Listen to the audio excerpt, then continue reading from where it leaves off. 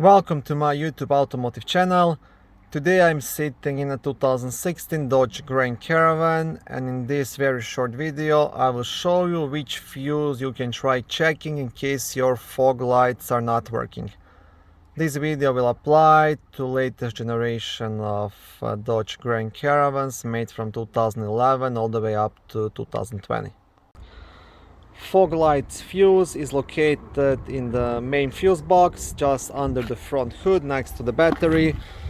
Now to lift the cover you'll have two clips, one here and one here.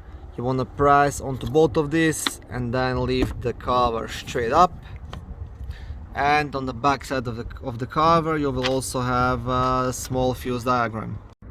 So you want to check fuse number M2, which is located right here, and it's a 20 amp fuse. So this is your front fog light fuse. Hopefully this is burned out and that will fix your problem. If not, make sure to check the light bulbs and to check the wiring. Thank you for watching this short video. I hope it was helpful and educational. If it was, please like it and consider subscribing and joining my YouTube automotive channel.